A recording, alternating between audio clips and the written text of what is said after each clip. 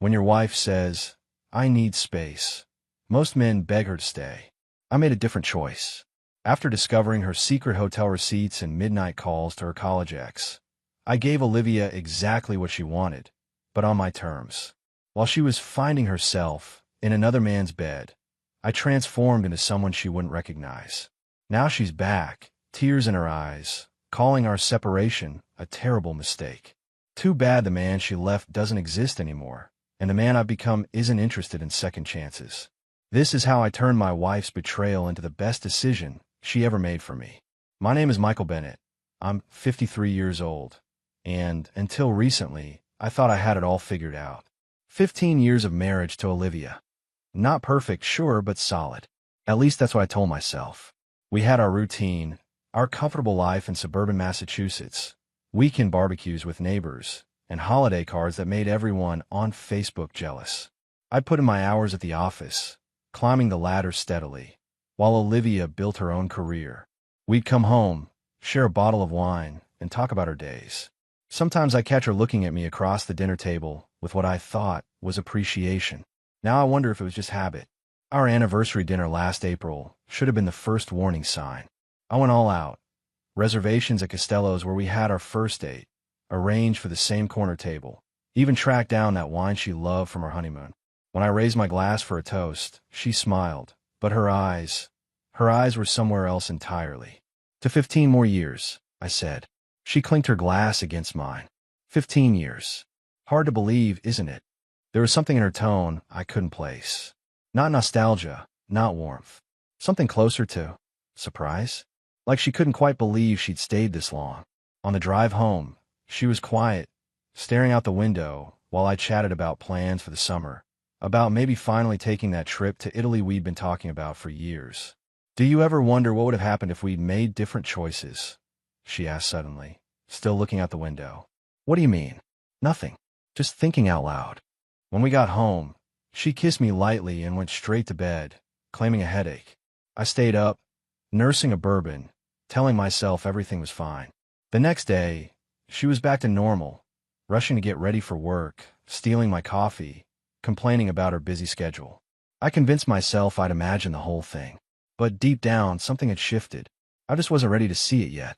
Our friends Rob and Susan hosted a dinner party that weekend.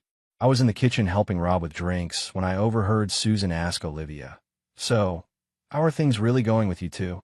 I paused, glass in hand, straining to hear Olivia's response. "Fine," she said. "You know, same old, just fine." Susan pressed. There was a pause. "He's a good man," Olivia finally said. "Always has been." Not "I love him." Not "we're happy." Just "he's a good man." Like I was a reliable appliance. I walked back into the dining room, drinks in hand, smiling like I hadn't heard a thing. But that night, lying in bed next to my wife of 15 years, I felt like a stranger in my own life. I should have said something then. Should have asked the hard questions. But the truth is, I was afraid of the answers. Instead, I did what I always did, convinced myself everything was fine. Just a rough patch. Every marriage has them. I had no idea that the ground beneath our perfect little life was about to crack wide open. It was a Tuesday night in September when I caught the first real glimpse of trouble. The Patriots had just lost, and I'd gone to bed early, frustrated with their performance. Around midnight, I woke up to an empty bed. No Olivia. Strange. I went downstairs, expecting to find her watching TV or working. The house was dark except for a soft glow from our back porch. Through the glass door, I saw Olivia pacing, phone pressed to her ear, smiling and gesturing animatedly. Not the polite smile she'd given me lately, but a genuine one that lit up her whole face. I stood frozen in the darkness, watching my wife come alive for someone else. I should have confronted her right then. Instead, I slipped back upstairs and pretended to be asleep when she finally came to bed. The next morning over coffee, I kept my tone casual. "You were up late." "Just had some work stuff," she replied without looking up from her phone. At midnight, a flash of something, irritation, guilt, crossed her face. West Coast client. Time difference. Plausible. But after 15 years of marriage, I knew when Olivia was lying. "Anyone I know?" I pressed. "Just Caroline from San Francisco." She grabbed her coffee. "I need to get ready. Early meeting." I knew Caroline. Definitely not who Olivia had been talking to last night. That evening, Olivia texted she'd be home late. When she arrived around 10 p.m., she smelled of wine and men's cologne. Her lipstick was smudged. "How was your dinner?" I asked, trying to sound normal. "Fine. The Chicago team is finally on board with the new strategy." "Chicago? I thought you were meeting the Boston group tonight." A slight pause. "Right, Boston. Sorry, I'm tired." She headed upstairs for a shower, and I sat there, heart pounding. Olivia never confused her clients. Never. The next day, I checked her browser history and email. Nothing suspicious. I was about to close the laptop when a notification popped up. A new message in an email account I didn't know existed. The sender, David Mercer. Her college boyfriend. I didn't open it. The subject line told me everything. "Missing you already." For the next 2 weeks, I watched as my wife gradually disappeared from our life. Not physically, she still came home most nights, still slept in our bed, but emotionally, she might as well have been living on another planet. Olivia started working late almost every night. When she did come home for dinner, she'd spend the entire time checking her phone, smiling at messages I wasn't allowed to see. If I asked about her day, she'd give the shortest possible answer before turning the question back on me, barely listening to my response. Our weekend rituals vanished. The Saturday morning runs, the Sunday brunches at Carson's where we'd spent 15 years arguing over the crossword, all gone, replaced with work emergencies and meetings with clients that somehow always fell on weekends. I tried telling myself there could be an innocent explanation. Maybe David was just consulting on a project. Maybe they were just catching up as old friends. Maybe I was paranoid. But deep down, I knew better. The breaking point came when I found the receipt. I was doing laundry. Yes, I still did her laundry, even as she was slipping away, and emptied her coat pockets before tossing in the wash. That's when I found it.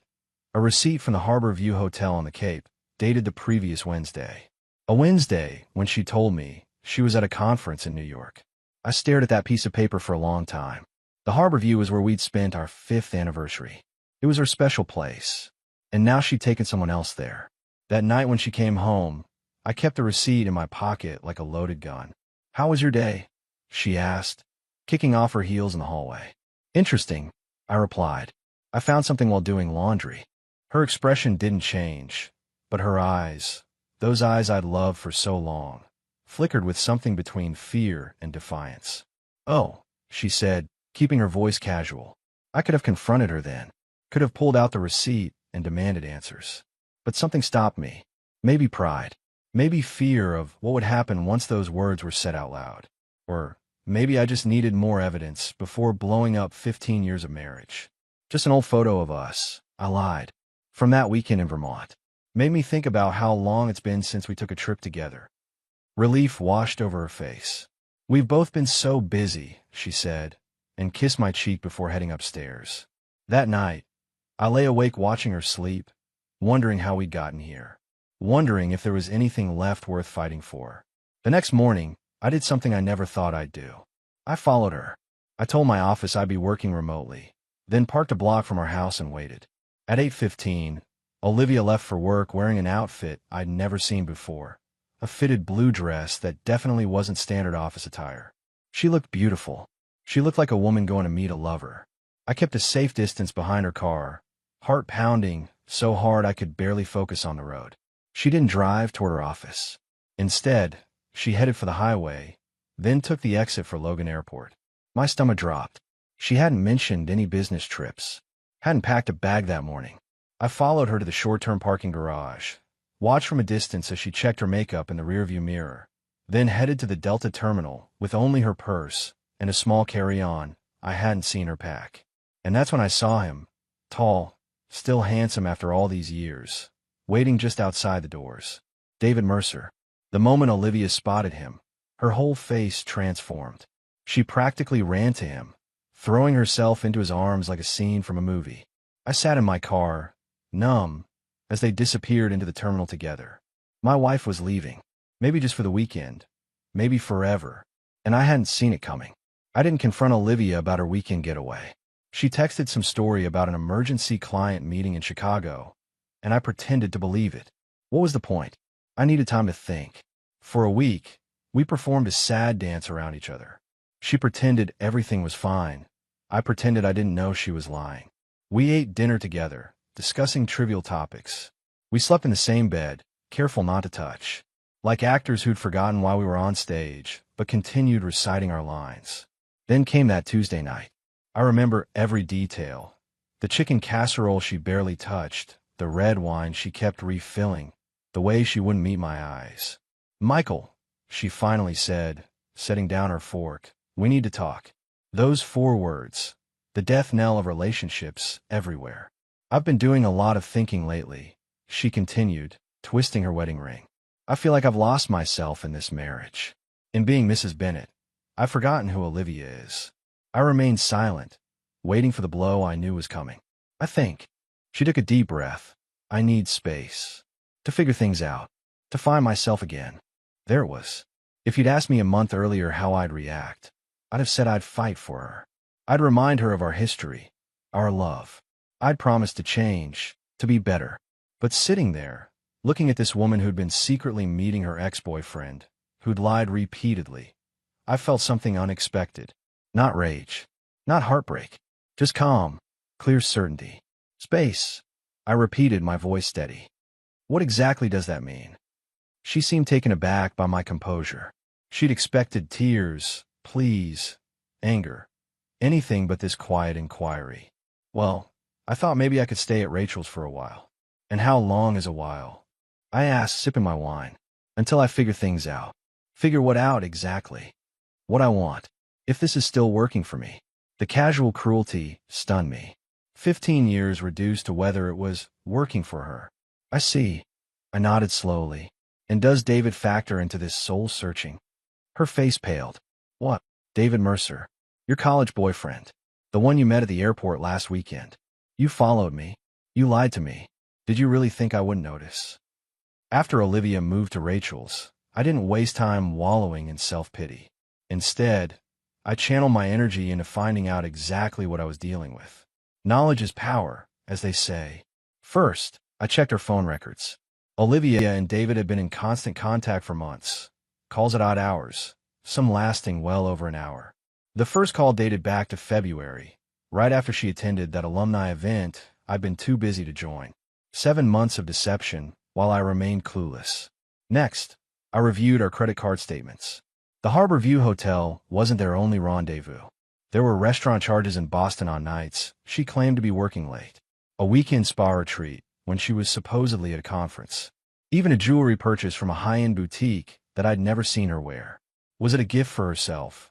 Or had David gotten the benefits of my credit line too? The most revealing discovery came from Olivia's laptop, which she'd left behind in her hasty departure. Her password had always been our anniversary date, and surprisingly, she hadn't changed it. Her email confirmed my worst fears. David wasn't just a fling. They'd been planning a future together. They'd even looked at apartments in Chicago, where his company was headquartered. The final blow was finding their photos. Dozens of them, stored in a hidden folder. Olivia and David at restaurants, at the beach, even one of them kissing in front of our favorite Boston landmark. She looked happier than I'd seen her in years. In one email, Olivia had written, "I never stopped loving you, even after all these years. What we have is real, and doesn't see me the way you do." Reading those words, something inside me hardened. I wasn't angry anymore. I wasn't even hurt. I was just done. When my phone rang and I saw Rachel's number, I almost didn't answer. But curiosity won out. "Michael, it's Rachel. I think there's something you should know." "Michael, it's Rachel. I think there's something you should know." Rachel's voice had that careful tone people use when they're about to drop a bombshell. I braced myself. "I'm listening." "Olivia didn't tell me the whole story when she asked to stay here. She made it sound like you two just needed a break, but..." She paused. "I saw her text messages when she left her phone in the kitchen. She's been seeing David Mercer for months." I almost laughed. "Yeah, I know. You know." She sounded shocked. "And you're just okay with it?" "Hell no, I'm not okay with it. But what exactly am I supposed to do? Beg her to pick me over her college sweetheart? Fight for a woman who's been lying to my face for months?" "I thought you'd want to know." "I appreciate that, Rachel. Truly. But I've already seen the emails, the hotel receipts, the photos, the writings on the wall." After hanging up, I pour myself a stiff drink and consider my next move. Olivia had expected me to fall apart, to chase after her, to make tearful promises about how I'd change. That's what the old Michael would have done. But that guy was gone. In his place was a man who refused to be anyone's second choice or backup plan. The next morning, I made 3 calls, to my lawyer, to a gym downtown, and to my buddy Steve who owned a high-end men's clothing store. If Olivia wanted space, I'd give it to her, but on my terms. For the next 2 weeks, I stuck to a strict routine.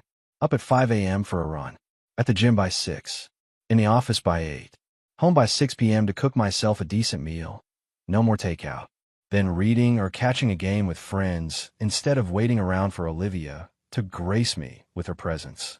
Olivia texted occasionally, casual messages asking about mail or whether I'd fed her plants. I kept my responses brief but polite. No accusations, no questions about when she was coming home, no hints that I was falling apart without her. Because I wasn't.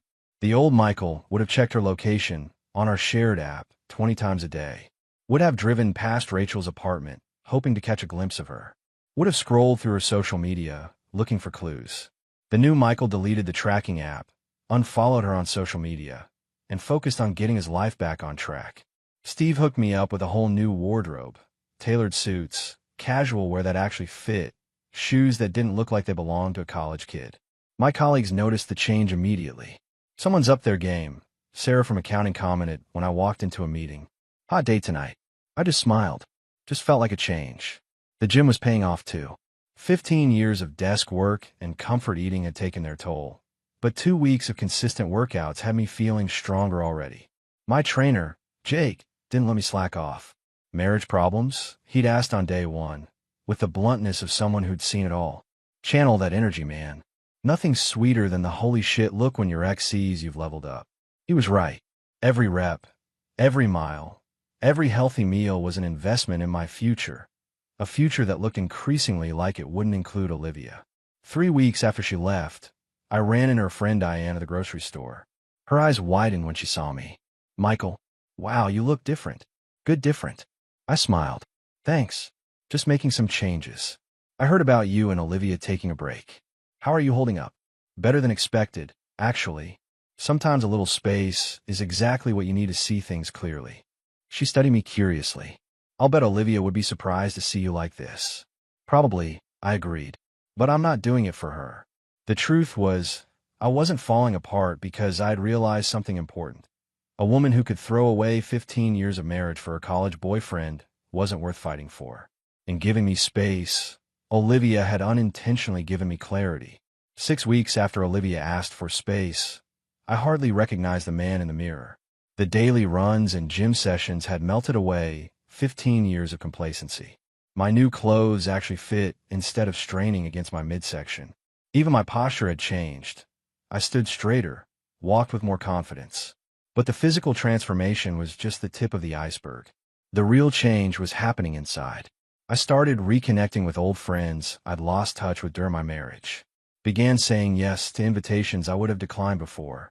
Mark, my college buddy who'd moved to Boston 3 years ago, convinced me to join his Thursday night poker game. I hadn't played in years, but found myself looking forward to those evenings. Man, what the hell happened to you? Mark asked one night. You're like Michael 2.0. I laughed. Let's just say I got a wake-up call. Well, whatever it is, it's working. Amanda's friend keeps asking about you. Amanda was Mark's wife. The friend in question was Carol, an architect who joined us for dinner last weekend. We'd exchanged numbers and had been texting regularly. The first time I ran into one of Olivia's friends was at Whole Foods.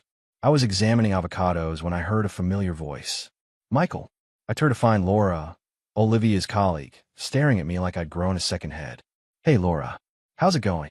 Good. She hesitated. You look great. Really great.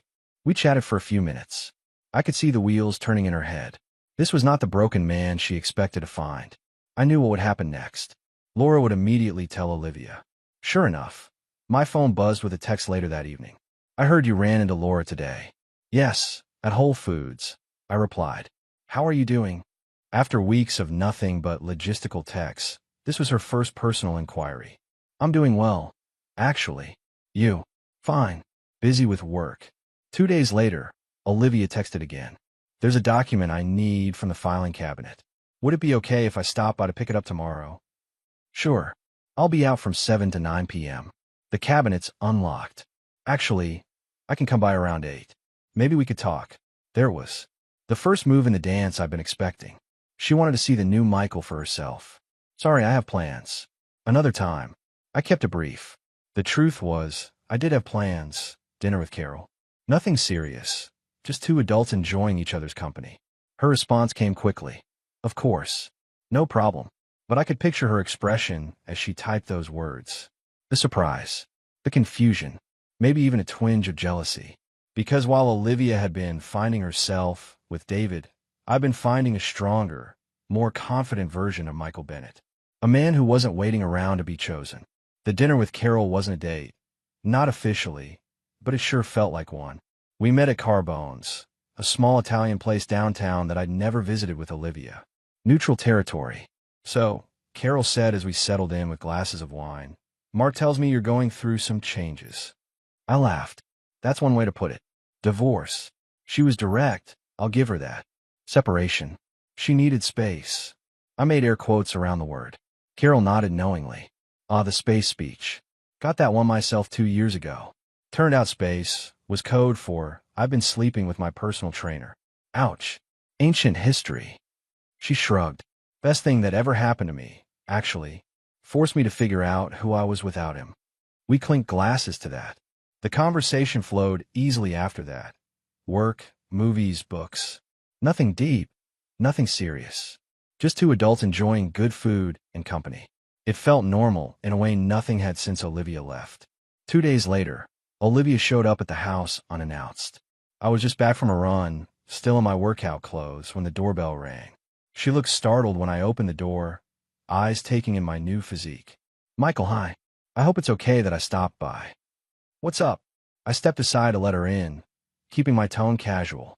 I realized I left some important files in the office. She hesitated in the entryway. You look great, by the way. Thanks. The office is as you left it. She nodded, then headed down the hall. I didn't follow, just went to the kitchen to grab water. A few minutes later, she appeared in the doorway. The house looks different, she said, glancing around at the changes I'd made. The new furniture, the rearranged living room, the absence of family photos. Made some updates. She nodded slowly. Laura mentioned you looked good, but... She trailed off. You seem different. I am different, I replied simply. An awkward silence fell.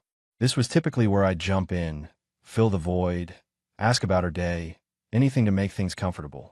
Not anymore. Are you seeing someone? She finally asked. Eyes not quite meeting mine. I raised an eyebrow. Would that be a problem? No, of course not. I just wondered. Interesting timing for curiosity. I leaned against the counter. How's David? Her cheeks flushed. That's complicated. I bet. Look, Michael, I've been thinking a lot about us lately. About the choices I made. I wonder if we could talk sometime. And there it was. The moment I'd half expected, but wasn't sure would actually come. Olivia was testing the waters, seeing if the door was still open. A month ago, I'd have jumped at the chance. Now, I wasn't so sure I wanted what she was offering. I've done a lot of thinking too, I said. Realized some important things. Like what? Like the fact that someone who truly loves you doesn't need space to figure that out. They don't sneak around behind your back with an ex. They don't lie to your face for months. She flinched. It wasn't that simple. Never is. But here's what I know now. I deserve better than being someone's backup plan or safety net. That's not what, isn't it? I cut her off. David wasn't what you expected. Reality didn't match the fantasy. So now you're wondering if good, old, reliable Michael might take you back. Tears welled in her eyes. You have no idea what I've been going through. You're right about that. Because you didn't talk to me. You made choices, Olivia. Now I'm making mine. What are you saying? Her voice was barely above a whisper. I'm saying your time for figuring things out is done. I've already figured things out. And I deserve someone who chooses me first, not as a fallback option. She stared at me, tears now flowing freely. This wasn't the Michael she'd left behind. The one who would have done anything to save our marriage. This was a man who knew his worth. I should go, she said finally. I didn't try to stop her. I expected Olivia to retreat after our confrontation, to lick her wounds and stay away. Shows how little I understood women, even after 15 years of marriage. Instead, she launched a full-scale campaign to win me back. It started with texts. Casual at first. Memories of good times we'd shared. Photos from our early days together. When I didn't respond, the messages became more direct. I miss you. I made a terrible mistake. Can we please talk? I answered politely but briefly, maintaining boundaries. This seemed to only intensify her efforts. Next came the emails. Long, emotional confessions about how confused she'd been, how David had manipulated her by playing on old feelings, how she'd realized he wasn't the man she remembered. According to Olivia, they'd already broken up. He'd wanted more than she could give because her heart was still with me. Too little, too late. Then came the accidental run-ins. Olivia showing up at my favorite coffee shop, appearing at the gym during my regular workout time, even joining the same cooking class I'd signed up for through Mark's wife. Michael, what a coincidence, she'd say, eyes wide with mock surprise. Yeah, right. The old Michael would have been flattered, even touched by her persistence. The new Michael saw it for what it was, a woman used to getting her way, suddenly faced with a challenge. I wasn't playing by her rules anymore, and it was driving her crazy. The turning point came at Mark and Amanda's dinner party. I'd brought Carol as my plus one, not as a date, but because we genuinely enjoyed each other's company. Halfway through appetizers, Olivia showed up. Apparently, Amanda had invited her too, hoping to play matchmaker. The look on Olivia's face when she saw me with Carol was worth 1,000 words. Shock, hurt, anger, all flashing across her features before she composed herself. Olivia, so glad you could make it, Amanda said, oblivious to the tension. You remember Carol from the art gallery fundraiser last year. The evening was painfully awkward. Olivia kept trying to engage me in private conversation, while I politely but firmly stuck close to Carol. By dessert, Olivia had downed too many glasses of wine and was throwing daggers with her eyes every time Carol laughed at one of my jokes. You're doing this on purpose, aren't you? Olivia cornered me in the hallway as I returned from the restroom, parading her in front of me. Not everything is about you, Olivia, I replied calmly. Carol is a friend who happened to be free tonight. A friend. She laughed bitterly. The way she looks at you isn't friendly. Maybe not, but that's between me and her. So you're sleeping with her? Her voice rose slightly. That's not your business anymore. Her face crumpled. I still love you, Michael. You have a funny way of showing it. I replied evenly. It was a mistake. A stupid, horrible mistake that I regret every day. I looked at her, really looked at her. The woman I'd loved for 15 years. The woman who'd shared my bed, my life, my dreams. The woman who'd thrown it all away for a fling with an old flame. I believe you, I said finally. I believe you regret it. But here's the thing, Olivia. I don't regret what happened. It showed me who you really are, and who I can be without you. Please, she whispered, reaching for my hand. Give me another chance. I gently disengaged from her grip. Already did. For 15 years. Time's up. When I returned to the dining room, Carol gave me a questioning look. I shook my head slightly and squeezed her hand under the table. She smiled. A real smile, not the practiced one Olivia had perfected over the years. I didn't look back as we left the party early. Didn't need to. I could feel Olivia's eyes on us all the way to the door. The divorce was finalized on a crisp autumn day, exactly 1 year after Olivia had asked for space. I signed the papers without regret or bitterness. Just relief that this chapter of my life was finally closed. How do you feel? My lawyer asked as we left the courthouse. Free, I answered honestly. That evening, I hosted a small gathering in my new downtown condo, a place with no memories of Olivia. Mark and Amanda were there, along with other friends who'd supported me through the past year. Carol came too, now officially my girlfriend of 3 months. A toast, Mark raised his glass. To Michael 2.0, the upgrade nobody saw coming, least of all his ex-wife. Everyone laughed, including me. It was true. The man Olivia had left behind no longer existed. In his place stood someone stronger, more confident, and genuinely happier than I'd been in years.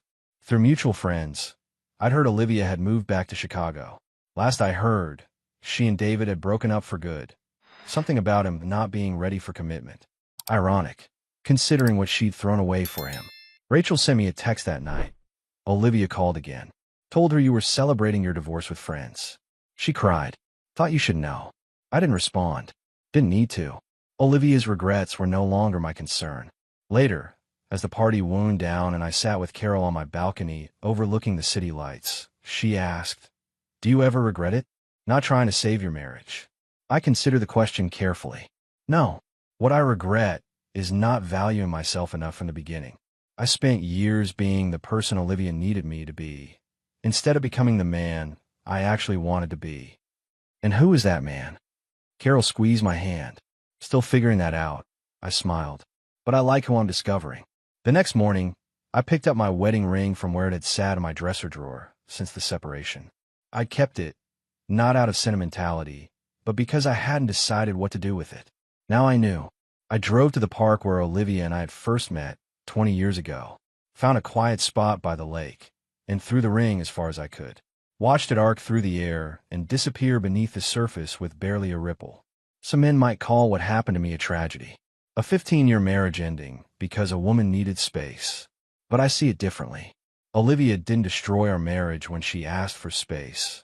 She gave me the opportunity to discover my worth. The truth is, when someone asks for space, they've already made up their mind. They're just too cowardly to be honest about it. But sometimes, their cowardice becomes your courage. And sometimes, the space they take becomes the room you need to grow.